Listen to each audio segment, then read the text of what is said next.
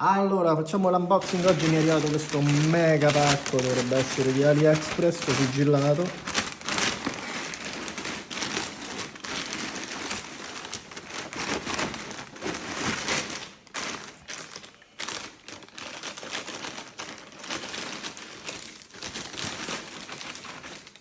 Dovrebbero essere più spedizioni, infatti c'è un altro pacco.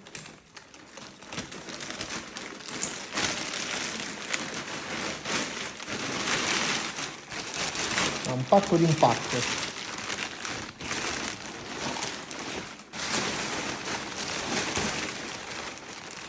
Un altro pacco. No, questo è vuoto, lo possiamo buttare. Vediamo questo. Ah, mi sono fatto male.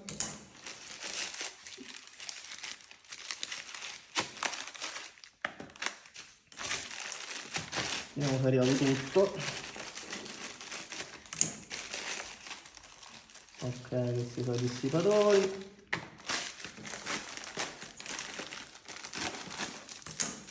Queste dovrebbero essere le ventole. Ok, dovrebbero essere 10. 1, 2, 3, 4, 5, 6, 7, 8. Sono 8. Che sono 8, 4 e 4, 8. Dovrebbero essere 10.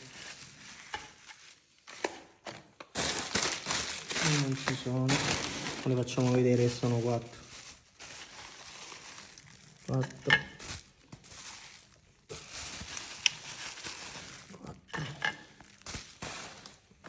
Questo che cos'è? Dovrebbe essere il dissipatore, un altro. Sì, c'è il dissipatore. E qui o dentro al pacco ci stanno altri pacchi o mancano 2 ventole.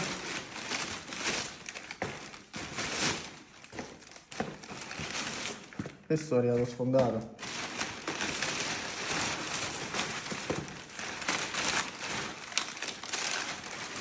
È Natale?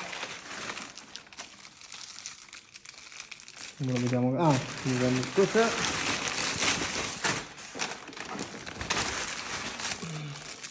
Questo per fare i meatball. Questo è per l'asciugamani, questo per fare le cose. E mancano 2 ventole allora. Questi sono usati ed sono arrivati sfondati secondo me.